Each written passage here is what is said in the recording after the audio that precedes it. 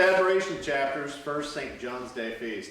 I'd like to give you a little perspective on why we're here and what the St. John means to Freemasonry. Truth be known, nobody's actually sure when the St. John became part of the Masonic tradition, or why. What we do know is that each June 24th we celebrate with a feast St. John the Baptist, and each December the 27th a feast in honor of St. John the Evangelist. Nobody has a satisfactory explanation of why the Saints John, two Christian saints, were chosen to be exemplified in Freemasonry rather than somebody like St. Thomas, who is the patron saint of architecture and building. However, a few Freemasons would disagree that the Saints John are very good examples of what Freemasonry should be.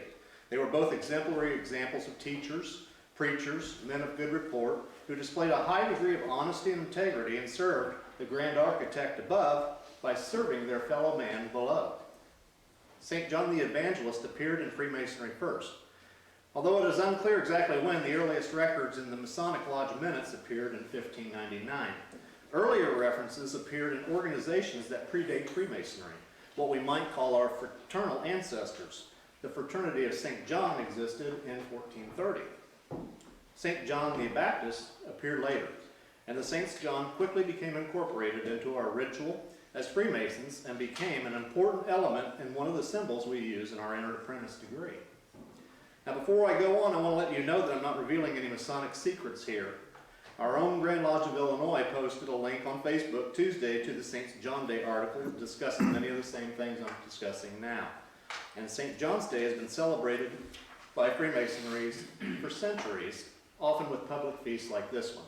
None of what I'm about to share is a secret. In ancient times, Masonic lodges were dedicated to King Solomon. He was our first, most excellent Grand Master. But speculative Masons dedicated their lodge to the memory of St. John the Baptist and St. John the Evangelist. Maybe it's been a while since you've been to Bible school, so let me remind you of who these two men were. John the Baptist was the cousin of Jesus. He was chosen by God to announce the arrival of Jesus and prepare the way for him. He lived out in the wilderness and preached repentance. He was fearless. He was uncompromising. He baptized Jesus. He taught us an example that God does not promise an easy life or a safe life, even for those who serve him. But doing what God desires is the greatest possible goal. And also, standing for truth is more important than life itself. St. John the Evangelist wrote 5 New Testament books. Before following Jesus, he was one of the disciples of John the Baptist. He was not a perfect man and was subject to outbursts of selfishness and anger. There's a lot to learn from John, but amongst those things was that God changes a life, but does not necessarily take away the less than perfect character traits, but instead he puts them into effective use in serving God. We also learn from John that those who realize how much they are loved are able to love much. It's also been noted many times that our ritual is written in a way that very much sounds like the book of John, the Bible. Perhaps the best example is this one, the first John 1:1-1:5. In the beginning was the Word, and the Word was with God, and the Word was God. He was with God in the beginning. Through him all things were made. Without him nothing was made that has been made. In him was life, and that life was the light of all mankind. The light shines in the darkness, and the darkness has not overcome it. So as you can see, there's good reason that the Saints John have served as very good examples for Freemasons to emulate. There are many, many lessons that we can learn from them, and that's why all Masonic lodges are dedicated to the Saints John, and why we come together to remember them with a feast twice a year. We're reminded of the Saints John each time we meet. Here at Homer Lodge, number 199, I'm the Worshipful Master. And each month when I open my lodge, I ask the Senior Warden, Greg Knott, a simple question. Brother Senior Warden, whence came you? From the Lodge of the Saints John to Jerusalem. Every time we meet, we are reminded that we are dedicated to the Saints John.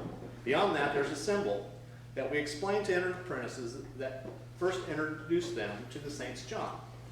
It's this symbol. Masons have all seen that before. This symbol is called the point within a circle or circumpunct, and it is represented in every regular and well-governed lodge. In simplest terms, the point within the circle represents an individual brother, and the circle that surrounds it the boundary line of his conduct. He is kept within those boundaries of that good conduct by the Holy Bible, and on either side, lines that represent the Saints John the Baptist and John the Evangelist.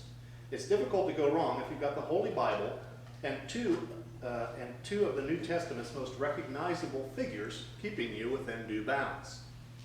But a deeper interpretation of this symbol and how it is represented in our lodges and portrayed in our rituals makes it clear that beyond just being good examples of conduct, the brethren of the lodge should work to emulate the examples set by the Saints John.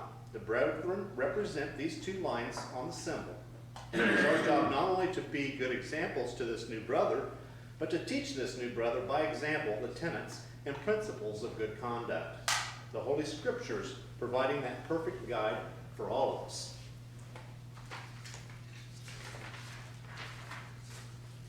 One thing we all quickly learn when we join a Masonic lodge is that we learn as much from each other as we do from the ancient teachings of Freemasonry.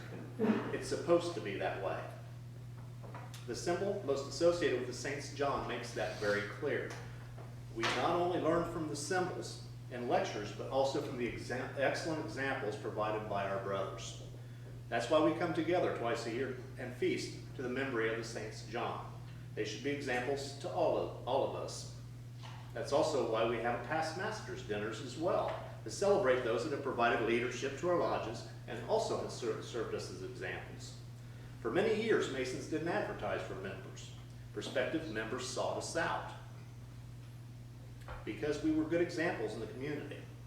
Men wanted to be a part of what we do, and they wanted to learn what it was we had to teach. We celebrate the Saints John